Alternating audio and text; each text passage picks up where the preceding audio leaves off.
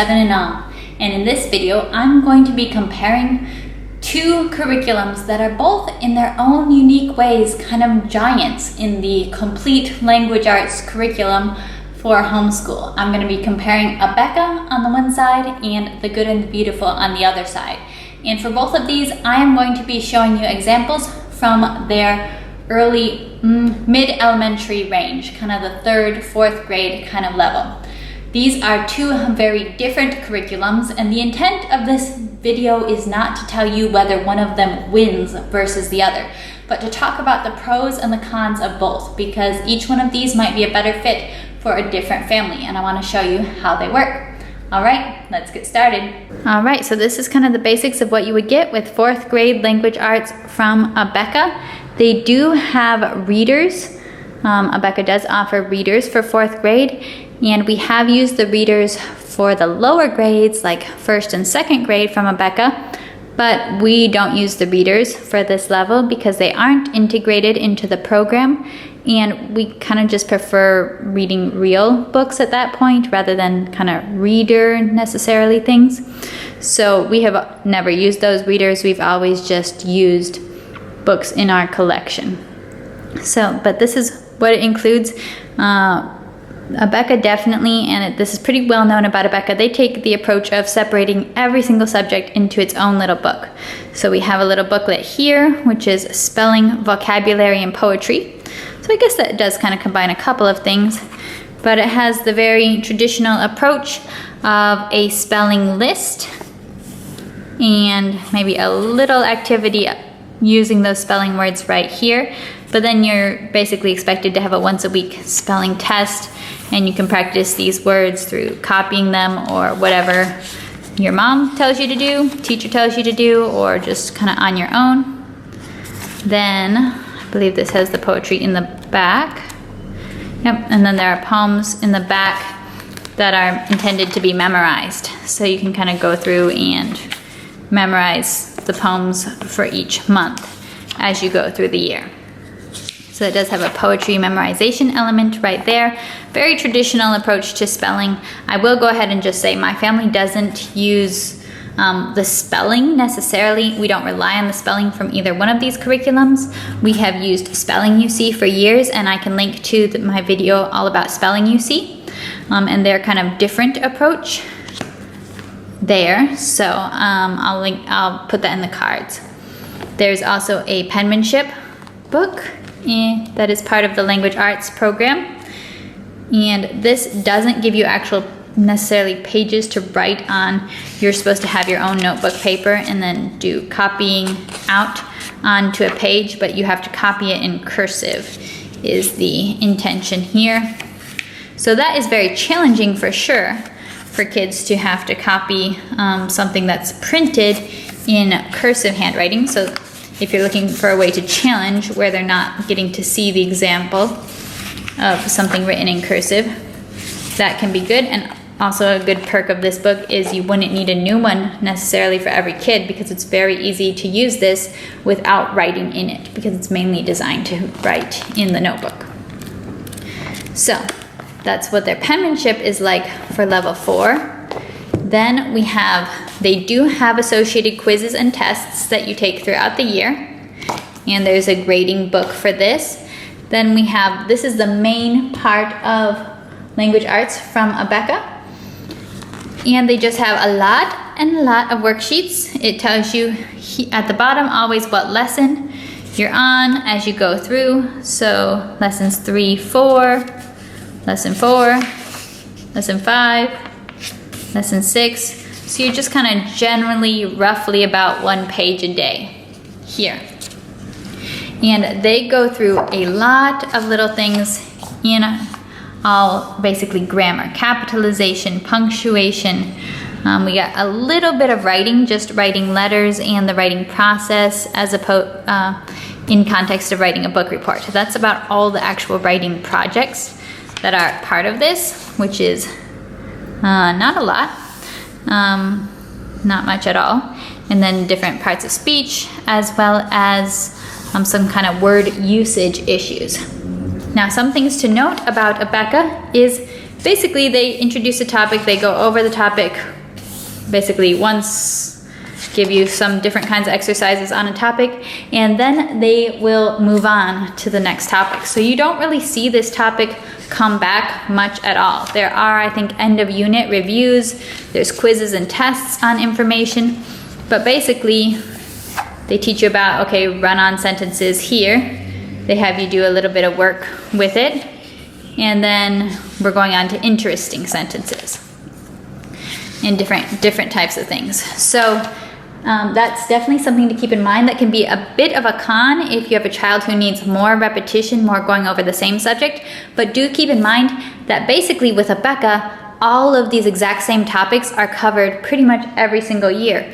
When you're doing 10th grade, the grammar and composition books, you will be going over many of these same topics. The comma rules will get slightly more specific and advanced, and you'll be doing every single comma rule. As you go into higher grades, or you'll be doing all the like kind of quirky things with grammar and quirky things with capitalization and punctuation at a higher level, but basically everything is just covered again and again, year after year. So that is something to consider if you're thinking about, well, there's not much, a whole lot of review or practice in this year. They just come back around the next year. I would say, because of this approach of you go over all this punctuation in 3rd grade, then in 4th grade, 5th grade, 6th grade, every year until you graduate, one thing that we have noticed from using Abeka is that all of the kids in our family did end up with very good capitalization and punctuation skills. Very solid understanding of these kind of nitty-gritty things about English. That is an area where I think Abeka does shine, that they really solidly hammer this in over the course of many years. It gets very solidly hammered in. Another pro is that this is very independent. This is designed that you can just hand the worksheet to your child, they can read the information, and they can do the little activity here. A con is that there's a lack of what would be called production as far as writing. So there's a lot of, you do get more production in older grades, but this is already 4th grade, and there is not much independent production based on the things that they're learning about. So you're learning about capitalization. Here, okay, they do have a little bit right here. You have write 2 sentences using the capitalization rules. So that's an example of production. But that tends to be a rather small part of the program. There's a lot more of circle it or underline it or fill in the blank type of exercises, and not as much of use this independently in your own ways kind of opportunities. So, and that can be a little bit of a weakness. I would also say that it's pretty weak in necessarily the heart of writing. We get a little bit of structure. We can see writing a letter, and we also get a bit old-fashioned structure in how to write a classic book report as well, or observational reports. But there's just not a whole lot of really writing with skill, writing with heart. So there can be a bit of a lack of guidance. In some of the lower levels, they just kind of have write about this and then some lines for you to write on. So writing, I would say, is probably a weaker area for them, a bit of a con there. It is very independent, so you don't have to do a lot as the teacher. You might have to just explain a new concept, make sure your kid understands it, if it's something that they don't understand just from reading it. But it really is designed that if they do understand it from reading it, you'd end up not really having to do anything. These are the read and think skill sheets that are part of it. So these are basically timed reading tests, and then on the back it's a multiple choice. This is a very, of course, classic kind of what you would more see in a school setting, which Abeka is used in schools. So it does have more of that traditional school look and feel. So keep all of those in mind. It is overtly Christian, so you'll see Bible verses in it. In some of the older grades, something that's kind of funny about it is that they will have Bible verses that you have to diagram, which that can be a bit of a frustration for us at times, because Bible verses are not the most natural English sentences that ever existed, because Bibles are translated from another language, and most of the time especially in the older translations, they're translated for accuracy, not so much for a natural sounding English sentence. So those can be, they're maybe not the best examples of grammar usage, because we don't tend to talk like the Bible, or we don't even tend to write like the Bible anymore, because it was written not in English. So that can be sometimes a little bit frustrating to have to diagram these Bible verses, but it can also be fun to read. So as you can see, there's a lot of Bible-based sentences in here. If you are a Christian and looking for a Christian curriculum, that's one reason that Abeka is very popular, because it is very overtly Christian, has a lot of scripture in it. All right, now let's take a look inside the Good and the Beautiful. This is the level 4. And I should mention that my family has used every single level of Abeka language arts that exists. We have only used level 3 completely, and we've just recently started on level 4 of the Good and the Beautiful. So we have less experience using this program, but I'm just kind of explaining some of the differences and some of the pros and the cons that we've noticed. Now, of course, the Good and the Beautiful is very, very different from Abeka in that as opposed to separating one subject into many different books, or making like little books focused on different parts, they actually try to integrate a lot of subjects together. And they are very famous for including geography and art into their lessons. So that can be definitely a pro for families like ours who don't actually necessarily do a whole lot of art and geography. Those are probably some traditionally weak areas for us. We don't have the most resources in those areas. So that's kind of cool to me, that we kind of have a way to easily incorporate a little more art and geography into our days. For level 4, the readers are integrated into the lessons. Let me show you an example. Well, maybe not in this lesson. Okay, so here they have a read chapters 1 and 2 of Pedro's Choice from the personal reader. So the level 4 readers, right there, you have chapters 1 and 2, and then you're having to write a summary of the chapters. Now, something I have noticed, and this is possibly because this is the PDF version, which is self-printed, so I don't actually know if it's exactly the same on the printed copy from them. You guys can let me know if it's bigger in those copies. But the spaces that kids have to write on are pretty small, at least for this level. For our 5th grader, this is still pretty small for her writing ability, and other kind of spaces that they give for writing, those are quite small as well. I think this will be a little bit challenging for her to be able to fit all of this into that line. So that is something to think, because I know some kids do have a hard time with writing small, and that can be a little bit tough. I don't know if it's different in the books that they print out, if they're slightly oversized compared to this, which is printed on A4 paper right here. So they do have, level 4 has readers integrated. Level 3 had readers associated with it, but they were not integrated specifically into the lessons. So we could read them, but we did not have to answer questions about them or do anything with them in the actual lesson. So one thing I wanted to point out, which I find a little bit odd about the Good and the Beautiful's approach, which they did quite a bit of in level 3. I haven't seen it so far in level 4, but they did a lot with this kind of just reading skill idea of, let's just read a whole bunch of really hard words, after doing some talking about how to manage the different syllables, prefixes, and suffixes, and so on, which is an interesting idea. This is not something I've seen in any other curriculum. Basically just read challenging words, but they don't give any instructions on talking about the meaning or definition or for any of them. And a lot of these words would be very, very hard. They are very hard for our now 5th grader, but then 4th grader to understand, like confidential, even telegraph, some of these pre-approved. That's a tough word. So whenever I did these lessons, I always took the time to, after every single lesson, or after every single word, let's talk about that. What does that mean? Let's use it in a sentence. Let's practice with it a little bit. So I did take the time to do that because I think that having kids practice reading words that they don't understand is a really bad habit to cultivate, because then they get kind of used to this idea, oh, it's okay, that happens sometimes. I just read words and I don't understand them, and oh well. Every time we're reading words, I want to be building in an attitude of, if I don't know what it means, we're going to talk about what it means. I'm going to do something so I can find out what it means.